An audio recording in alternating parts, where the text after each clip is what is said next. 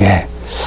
이제 바울이 그 감옥에서 에베소 교회의 지금 성도들의 상황, 그 교회가 지금 겪고 있는 참 여러 가지 문제들을 듣고 편지를 써서 그 에베소 교회를 위해서 4가지를 기도하는 것을 우리는 이제 보고 있습니다. 그래서 지난주까지는 첫 번째, 두 번째, 네 번째 기도를 보았죠.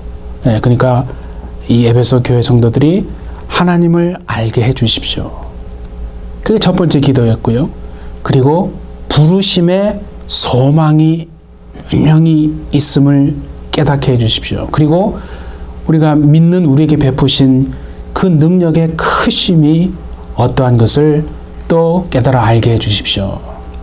그리고 이제 제가 지난주에 이제 세 번째 기도는 따로 떼어서 이제 하자고. 그래서 세 번째 기도가 뭐냐고 보니까 하나님의 그 기업의 영광의 풍성함이 어떠한지를 정말 에베소의 성도들이 알게 해 주십시오. 라고 하는 게 세 번째 기도입니다.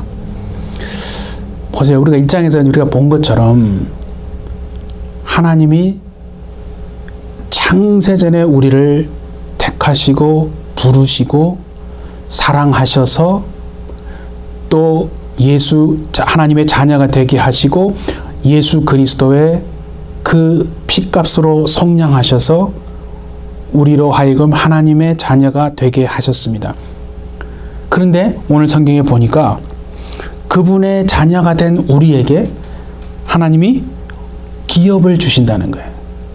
기업이라는 건 뭐냐면 유업, 유산, 몫을 주신다는 거예요. 하나님의 자녀가 된 우리에게 하나님이 기업을 주시고 유업을 주시고 우리의 몫을 주신다. 그런데 그 기업의 영광이 얼마나 정말 풍성한지 우리 에베소 교회 성도들이 알게 해 주십시오. 라고 이제 그렇게 기도하는 거죠. 정말 그 기업의 풍성함이, 그 기업의 영광이 얼마나 풍성한지를 알면 세상의 것이 눈에 들어오지 않게 된다는 거죠. 그러니까 어찌 거꾸로 말하면 우리가 예수를 믿고 하나님의 자녀로 살아가지만은 솔직히 여전히 말해서 세상의 것에 막 놀아나고 세상의 것에 그죠? 눈이 저렇게 돌아간다면 그거는 아직 그 기업의 영광의 풍성함이 어떤 건지 맛보지 못하고 경험하지 못했다는 그런 거 아니겠습니까? 성경에 보면 천국은 마치 어떤 사람이 나가서 보화가 감춰져 있는 그 밭을 사는 어떤 사람과 같다 그랬어요. 그 사람이 보니까 밭인데 그 밭 안에 보화가 감춰져 있는 거예요. 그 보화가 보이는 거예요. 그 보화가 자기 눈에 보이니까 가서 자신이 가진 모든 가산을 다 팔아가지고 그 밭을 사는 거죠. 근데 여러분 생각해 보세요. 그 밭 안에 보화가 감춰져 있는 것을 못 보는 사람들, 그 보화가 안 보이는 사람들에게는요, 그 가산을 팔아서 밭을 산 사람은 바보처럼 보이는 거예요. 아니, 이 바보야, 이 멍청하게 그걸 팔아서 그따위 밭을 사냐고. 그 돌밭인데 뭐 그따위 그게 뭔데 그거를 그 밭을 사냐고 막 이렇게 막 바보 같고 이해 안 되고 그렇게 막 그렇게 보이지 않겠습니까, 여러분? 그런데 그 자기의 가산을 다 팔아서 그 밭을 산 사람은요, 눈에 그 밭이 돌밭이 아니고 그 밭에 엄청난 보화가 감춰져 있는 그것이 보이는 거예요. 그 밭은 돌밭이 아니고 보화를 감추고 있는, 숨겨져 있는 밭이다 이거죠. 하지만 그게 눈에 보이지 않는 사람한테는 어리석은 것 같고 멍청한 것 같고 바보 같은 그런 삶을 살아가고 있는 것처럼 보인다 이거죠. 그러니까 여러분 잘 보세요. 우리에게 그 기업의 영광이 얼마나 풍성한지를 그게 눈에 보이고 우리가 그걸 경험하면요.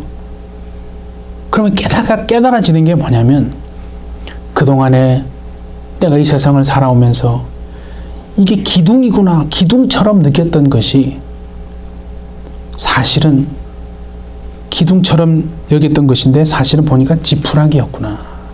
내가 지푸라기를 잡고 살아왔구나. 그걸 깨닫게 되어준다는 거 아니겠어요? 내가 반석이라고 생각하고 여겼던 것을 사실은 하늘의 그 기업의 영광의 풍성함을 깨닫고 보니까, 경험하고 보니까 반석처럼 느꼈던 것이 모래 같다. 일평생 그렇게 정말 모으고 했던 그 보석들이 하나님의 기업의 영광의 풍성함을 알고 나니까 돌멩이 같이 그렇게 깨달아진다는 거 아니겠습니까? 그러니까 지금 바울이 그 에베소 교회 성도들 위해서 기도하는데 기업의 영광의 풍성함이 어떤지를 정말 깨달아 하나님 알게 해 주십시오 라고 이제 기도하는데 우리가 이렇게 생각하잖아요. 하나님은 도대체 그 기업의 영광의 그 풍성함, 정말 그 풍성함을 맛보고 싶잖아요. 누리고 싶잖아요. 경험하고 살고 싶잖아요. 그렇잖아요. 하나님은 도대체 그 기업의 풍성함을 어디다가 두셨는가? 우리는 그 기업의 영광의 풍성함을 도대체 어디서 찾을 수 있고 경험할 수 있는가? 그게 우리한테는 중요한 거거든요.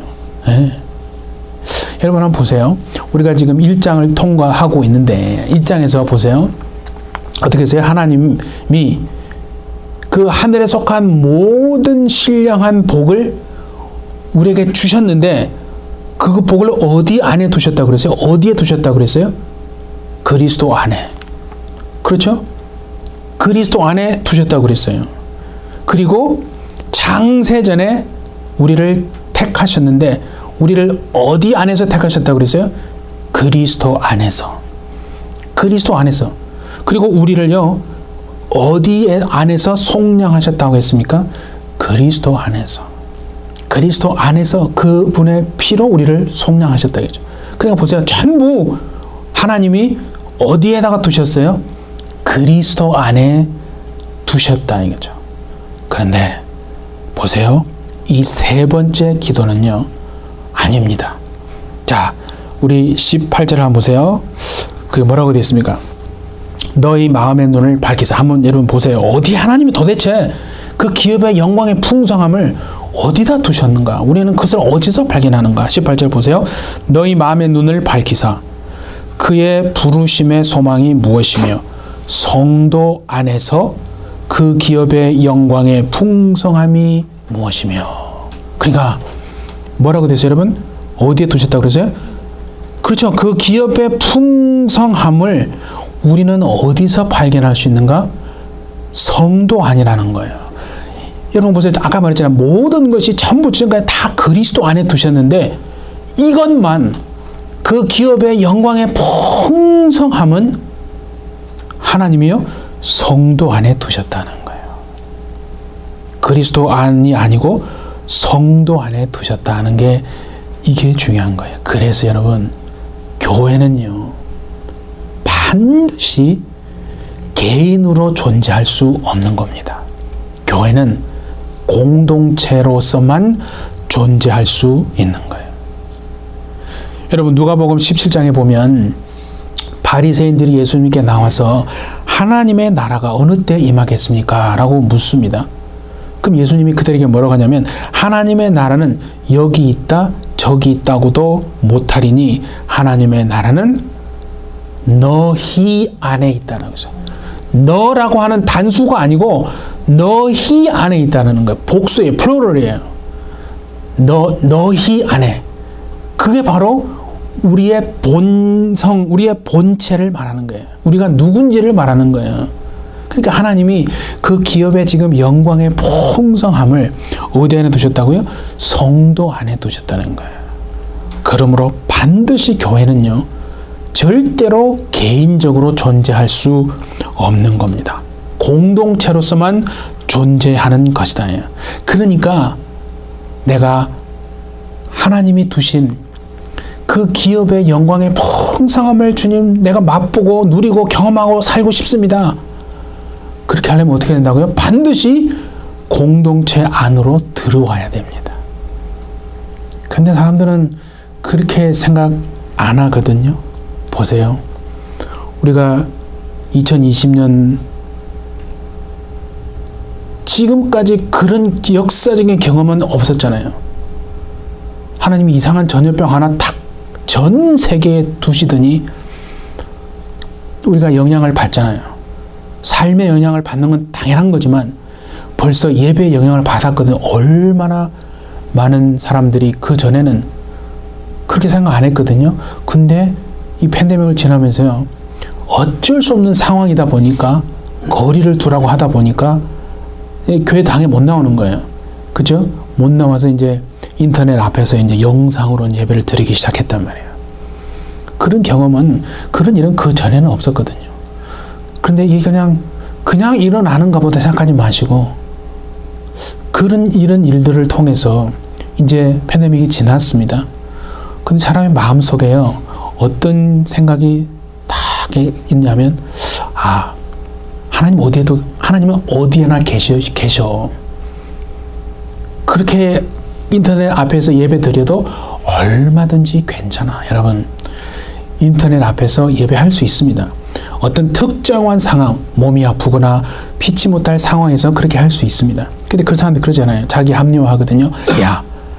우리 교회 이상해. 교회가 문제가 많어. 그러니까 나는 하나님 앞에 인터넷 앞에서 전심으로 하나님께 예배해. 하나님은 어디에나 계시잖아. 그럼 여러분, 하나님은요 어디에나 계십니다. 인터넷 앞에서 얼마든지 예배하고 할 수 있습니다. 그런데 여러분 기억하십시오. 그거는 교회가 아닙니다. 그건 절대 교회가 아닙니다. 하나님은 어디에나 계십니다. 그렇게 예배할 수 있어요. 그러나 그것은 미안하지만 교회가 아닙니다. 반드시 교회는 공동체로만 존재하도록 그렇게 하나님이 만드신 거예요. 왜냐하면 예수 그리스도를 우리는 뭐로 모십니까? 머리. 예수님이 우리의 머리예요. 머리만 존재하는 게 어디 있어요? 몸이 있잖아요. 우리는 그러니까 한 몸을 이루는 각 지체, 여러 지체들로 부름받은 존재들이에요. 우리의 머리는 누구라고요? 예수님이에요.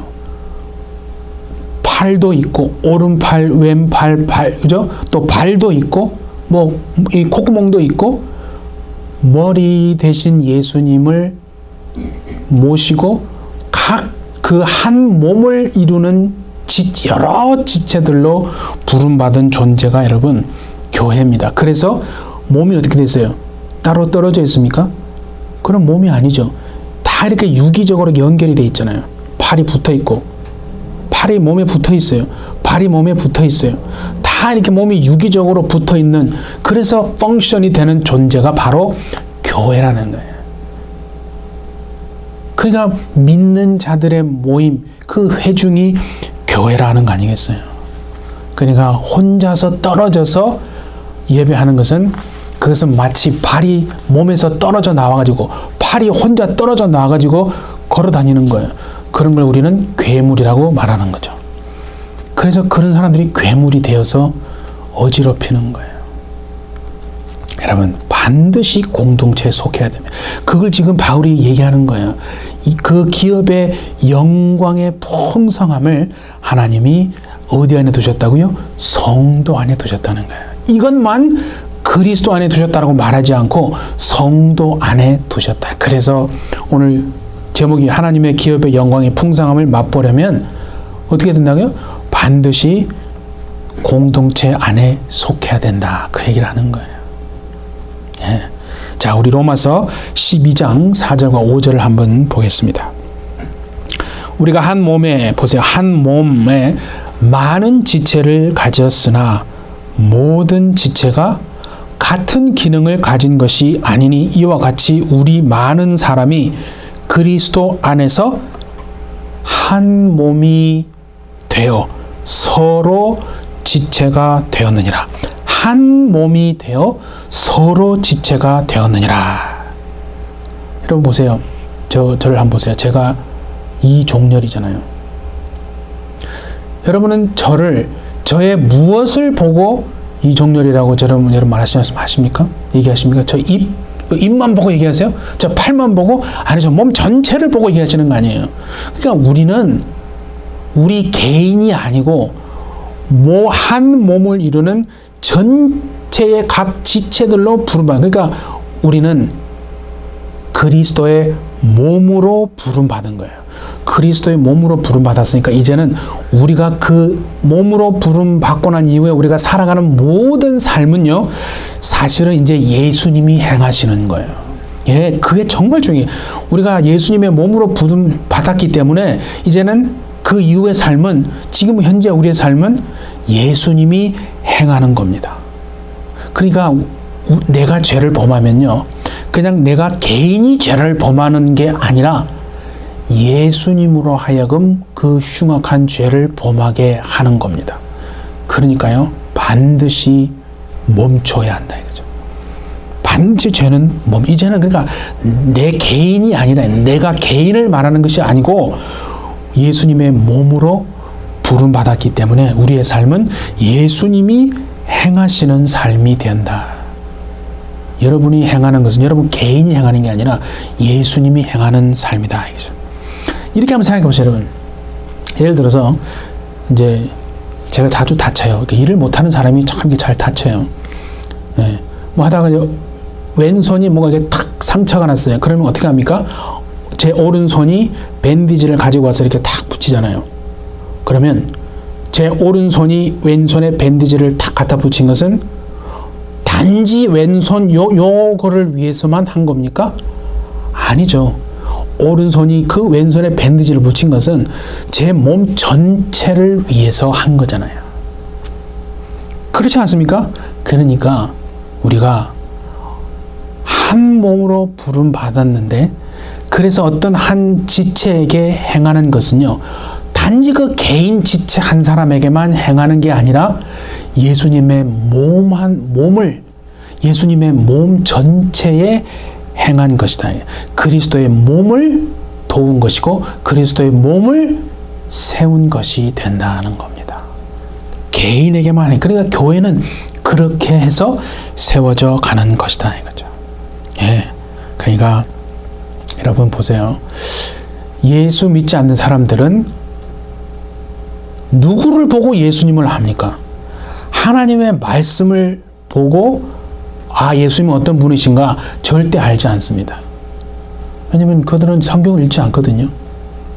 그러니까 그 마태복음 5장 여러분 16절에도 토요일날 우리 새벽 예배 나눴잖아요. 이같이 너희 빛이 사람 앞에 비치게 하여 그들로 너희 착한 행실을 보고 하늘에 계신 너희 아버지께 영광을 돌리게 하라. 그러니까 예수 믿지 않는 사람들은 누구를 보고 예수님을 보는 거냐 하면 말씀을 보고 예수님을 알지 않습니다. 예수님의 몸을 보고, 그러니까 우리를 보고, 그렇죠? 전체 예수님을 판단하는 거죠. 그러니까 어떤 사람이 이제 세상이 이렇게 말해요. 야, 예수님이 보니까 너무 돈을 밝혀. 예수님을 보니까 너무 이렇게 사회적 지위가 높은 사람들, 그리고 막 학벌이 좋은 사람들만 좋아하는 것 같아. 그렇게 누가 말한다면 그건 예수님 책임이 아니고 바로 우리의 책임이다 이거죠. 우리가 그렇게 살아가니까 믿지 않는 사람들은 그 예수님의 몸인 우리를 보면서 그렇게 판단하는 거죠. 그러니까 그게 뭘 말하느냐면 우리가 이미 그리스도의 몸이 됐고 그게 교회가 그런 존재다 하는 것을 이야기하는 겁니다. 그래서 여러분 로마서 12장에 우리 다시 한번 봅니다. 로마서 12장 6절에서 8절 보세요. 여기는 뭐냐면 그리스도의 몸을 이루는 교회의 7가지 기능을 얘기해요. 자, 작은 교회든 큰 교회든 한국에 있는 교회든 미국에 있는 교회든 뭐 백인 교회든 뭐 아시아인 교회든 하여튼 교회라고 한다면 그죠? 예수님의 몸을 이루는 그 교회는 어떤 교회든 7가지 기능을 가지고 있다는데, 자, 우리 한번 보겠습니다. 로마서 12장 6절에서 8절 보세요. 우리에게 주신 은혜대로 받은 은사가 각각 다르니 혹 예언이면 믿음의 분수대로, 혹 섬기는 일이면 섬기는 일로, 혹 가르치는 자면 가르치는 일로, 혹 위로하는 자면 위로하는 일로, 구제하는 자는 성실함으로, 다스리는 자는 부지런함으로, 긍휼을 베푸는 자는 즐거움으로 할 것이니라. 자, 교회는 반드시 어떤 사이즈의 뭐 누가 어떤 인종이든 상관없이 교회는 7가지 기능을 다 가지고 있어요. 이렇게 한번 생각해 봅시다. 우리가 식당에 갔어요. 밥을 먹으러 식당에 갔는데 그 이제 서빙하는 분이 있을 거 아니에요? 우리가 주문한 음식을 가지고 이제 오다가 바로 우리 앞에서 그 사람이 뭘 잘못했는지 그걸 그냥 음식을 쏟아버린 거예요. 그게 바닥에 다 여러분 쓰러졌습니다. 그러면 자 보세요. 그러면 예언하는 은사가 있는 사람은 어떻게 하느냐면요. 그 종업을 보면서 내 그럴 줄 알았다 내가 그럴 줄 알았다고 그렇게 말하는 거예요. 그러면 한번 보세요. 섬기는 은사가 있는 사람은 그 일이 일어났어요. 지금 여러분 생각해 보세요. 그죠? 우리가 음식점에 갔는데 가고 오다가 그냥 완전히 다 쏟아버렸어요. 예언하는 은사가 있는 사람은요. 내 그럴 줄 알았다고 내가 벌써 올 때부터 아니면 뭐 하여튼 그렇게 막 얘기하는 거예요. 그러면 섬기는 사람이면요. 그냥 가서 막 섬깁니다. 뭐 좀 같이 뭐 도와주고 죽으면 섬기는 거예요. 가르치는 은사가 있는 사람 어떻게 하냐 하십니까? 그 종업원 불러가지고 가르쳐요. 너 다음에 이렇게 하면 안 돼. 음식을 올 때는 이렇게 손을 어떻게 하고 몇 각도에서 이렇게 해서 다 이렇게 다 가르쳐요. 또 위로하는 자면 어떻게 하냐? 위로하는 은사가 있는 사람은 그 순간에요. 아 괜찮아. 종업원에게 괜찮아요. 너무 이렇게 그거 하지 마세요. 그렇게 위로하죠. 그러면 구제하는 은사가 있는 사람은요. 아 내가 이거 다는 구제 못하고 내가 지금 한 2그룹 정도는 내 개인 사비를 털어서 내가 구제할게요. 그렇게 합니다. 다스리는 자는 어떻게 하는지 아십니까? 다스리는 은사가 있는 사람은 그 속에서 일어나서 자 집사님은 이거 하시고 집사님은 이거 하시고 또 이제 권사님은 이거 하시고 장로님 이거 하시고 다 이렇게 해서 일을 정리해서 시키는 거 다스리는 거예요. 긍휼을 베푸는 은사가 있는 사람은 어떻게 하죠? 긍휼을 베푸는 은사는 그냥 우는 거예요. 그 상황을 보고 그냥 슬퍼서 막 울기 시작하는 거예요. 상상이 되십니까? 음식점에 갔는데 그 종업원이 우리 앞에서 다 음식을 쏟았다니까요. 자, 그러면 그런 상황인데 질문을 제가 한번 하겠습니다. 그 상황에서 여러분 그 종업원에게 가장 필요한 건 뭐겠습니까? 그 음식을 우리 앞에 쏟은 그 종업원에게 가장 필요한 것은 무엇입니까? 지금 제 질문에 여러분 마음에 확 와닿는 거 있죠? 생각나는 거 그것이 하나님이 여러분에게 주신 은사입니다. 그게 여러분에게 주신 하나님의 은사예요. 네. 그게 무슨 말이냐면요. 다 필요한 거예요. 우리는 어떻게 생각하냐면 자꾸 은사를 동일시키려고 해요. 아, 그 은사 필요 없어. 이게 제일 중요해. 그렇지 않습니다. 몸의 지체들로 다 다른 지체들로 부르셨잖아요. 역할들이 다 다르는데 다 필요한 거예요. 하나라도 없으면 안 되는 겁니다. 다 있어야 되는 거예요. 근데 사람들은 자신의 은사만 최고라고 생각합니다. 그렇게 은근히 말하는 사람 많아요. 이 은사가 제일 중요한 거야. 아, 다른 건 필요 없어. 이거 다른 건 좀 약간 덜 중요해 이러면서 막. 예? 여러분 여기 예언하는 은사, 예언이라는 거는 미래 어떤 일이 일어날 것이라는 것도 예언에 속하지만 사실은 어떤 것도 포함되냐면요. 지금 일어나는 일이 왜 그렇게 됐는지 그 이유와 원인을 정확하게 얘기해 주는 것도 포함이 되는 거예요. 지금 이 일이 왜 일어났냐 이거죠. 왜 사마리아 성이 지금 포위를 당했냐 이거죠. 왜 그런 전염병이 일어났고 왜 그런 기근이 일어났는가 그 원인에 대한 원인과 이유를 정확하게 얘기해 주는 것. 그것도 여러분 포함되는 겁니다. 그래서 여러분, 예언의 은사가 있는 사람이 가장 자라난 거, 그 말씀드렸잖아요. 책망이에요. 예언의 은사가 있는 사람이 가장 잘하는 게 책망이에요. 책망. 막 그런 거 아니에요? 근데 다 필요하다니까요. 근데 한번 보세요, 여러분. 우리가 은사가 동일한 같은 은사를 가진 사람끼리 모이면요, 굉장히 즐거워요. 왜냐하면 은사가 같거든요. 그러니까 동질감을 느끼는 거예요. 굉장히 막 그 함께 있으면 시간이 막 언제 얼마나 빨리 가는지 모르고 막 즐겁다니까요. 근데 여러분 보세요. 동일한 같은 은사를 가진 사람끼리 있으면 재밌는 거는 재밌을 수 있지만요, 아무 일도 못합니다. 일이 진행이 안 돼요. 일이 진행이 안 되는 거예요. 지금 그 보세요. 그 같은 상황, 아까 그 음식을 쏟은 상황인데, 만약에 모두가 긍휼의 어떤 은사만 가진 사람이 그 식당에서 그렇게 했는데 그런 일이 벌어졌으면요, 다 울고만 있는 거예요. 다 그냥 울고만 있으면 그 일이 진행이 되겠습니까, 여러분? 그러니까 은사는 다 필요하다는 거예요. 모든 지체들이 우리가 볼 때 아예 필요 없어라고 하지만 아니라 다 필요한, 모든 다른 은사를 가진 사람들이 다 필요한 것이다. 그래야 일이 되는 거 아니겠어요? 예. 그래야 일이 진행이 되는 거거든요. 근데 우리 그래서 한 가지 꼭 알고 지나가야 될 것이 있습니다. 뭐냐면, 은사는요, 부딪혀요. 반드시 부딪히게 되어 있습니다. 그래서 예언의 은사와 가장 많이 부딪히는 게 뭔지 아십니까? 긍휼이에요. 긍휼.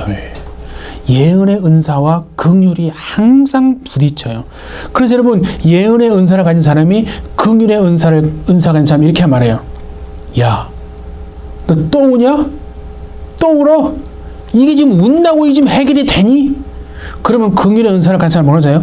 울면서 당신은 사랑이 없어요. 막 이러면서 막 사랑이 없는 게 아니고 은사가 이렇게 부딪히는 거예요. 그러니까 서로 다 필요한 거예요. 반드시 다 존재하고 있어야 돼요. 왜냐하면 몸이기 때문에 그런 거예요. 몸이에요, 몸. 팔이 다리대로 안 넣으면 필요 없어. 다리가 뭐 콧구멍대로, 아니야, 이거 다리가 더 중요해. 콧구멍 필요 없어. 마치 그렇게 말하는 거와 똑같은 겁니다. 우리가 걸어가잖아요, 이렇게. 걸어가면 보세요. 왼팔과 오른팔이 만약에 같이 가면 어떻게 됩니까? 걸어갈 수 있습니까? 못 걸어가요.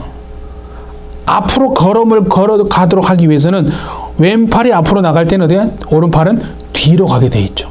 오른팔이 앞으로 가면 왼팔은 뒤로 갑니다. 이렇게 해야 앞으로 진행이 되고 일이 될 거 아니에요. 이게 같이 가면은 이게 말이 안 되는, 갈 수가 없는 거죠. 그와 같은 거나 이거죠. 예.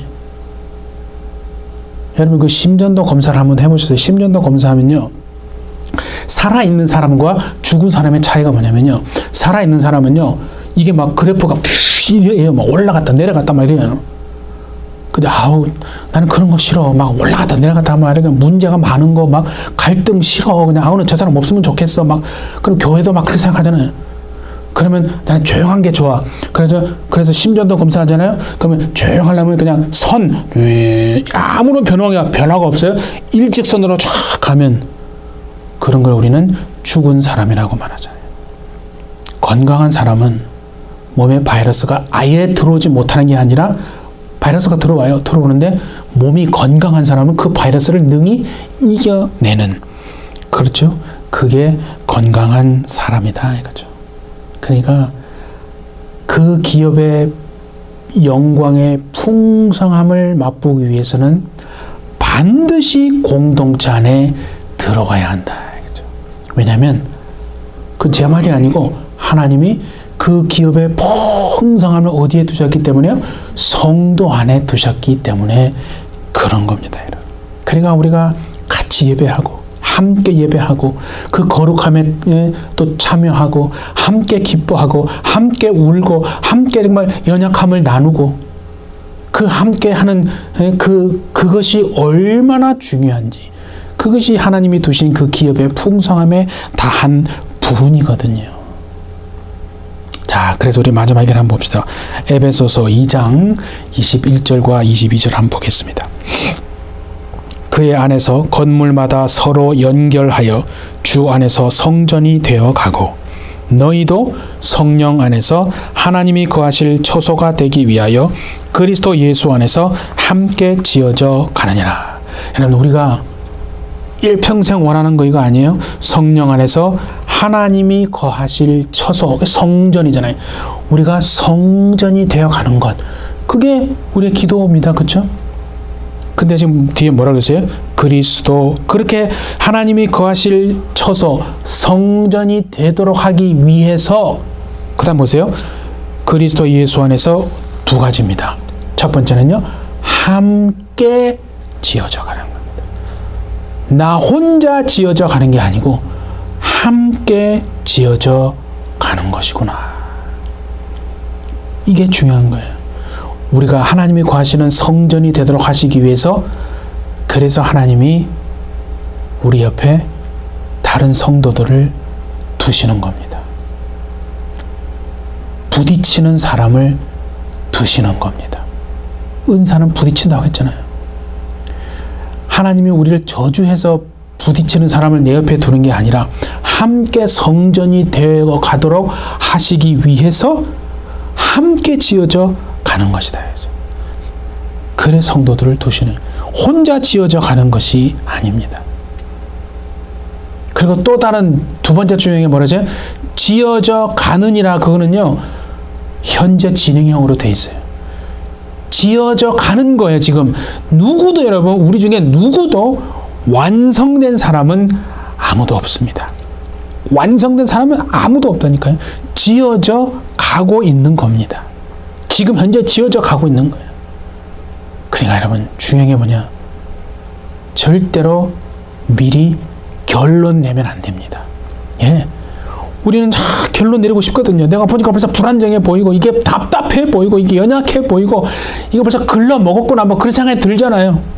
왜 안 들겠어요? 그런 생각이 들 수 있어요. 그런데 정말 내가 겉으로 보기에는 답답해 보이지만은, 그러나 우리 안에 착한 일을 시작하신 그 하나님이 반드시 정말 이루실 거야 라고 하시면서, 결론 짓지 않고 소망을 가지고 또 정말 하나님 앞에 나가 그렇게 기도하고 축복하고 그렇게 소망을 갖는 것, 그것이 얼마나 중요한지 지금 주님이 말씀하시는 것입니다.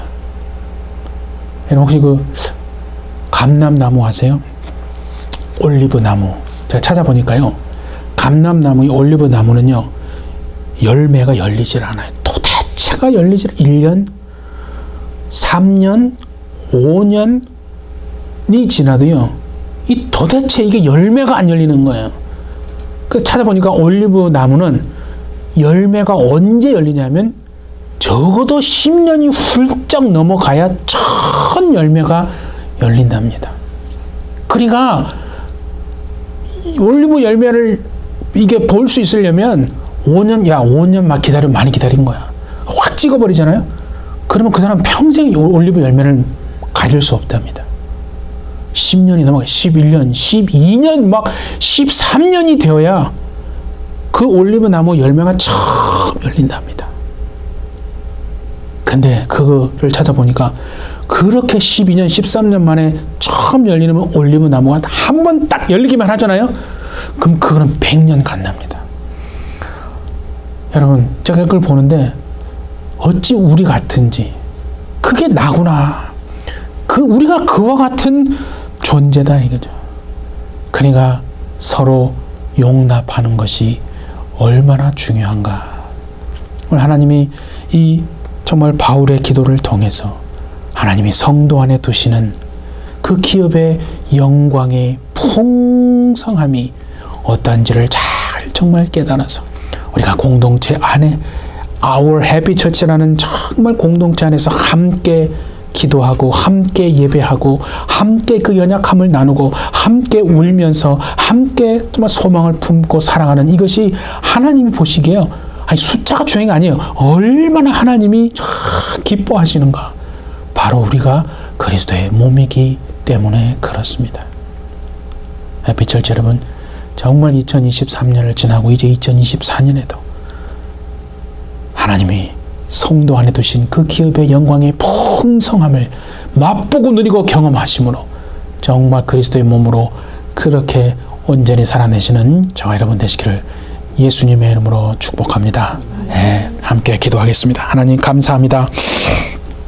우리가 우리를 볼 때는 모든 것이 끝난 것 같고 열매도 보이지 않고 아무것도 소망도 없는 것 같이 보인다 할지라도, 그러나 주님 정말 성도 안에 두신 그 기업의 영광의 풍성함이 분명히 하나님 그 성도 안에 두셨다고 하셨사오니, 그러므로 우리는 정말 우리의 소망 되신 예수님을 머리로 그렇게 몸의 각 여러 지체들로 부름받은 저희들이오니, 하나님 어떤 것은 필요 없는 것이 아니라 다 정말 우리에게 필요한 것임을, 그래서 한 몸을 이루고 정말 예수 그리스도 안에서 하나님이 거하실 그 처소 성전이 되어 가도록 그렇게 함께 지어져 가고 있는 중이라고 주님 말씀하셨사오니, 우리가 서로를 용납하며 하나님, 그러므로 정말 하나님이 우리에게 알게 하신 이 교회의 정말 원리가 무엇인지를 잘 알아서 마지막 때 교회를 파괴하고 하나님 정말 혼자서 아버지의 몸이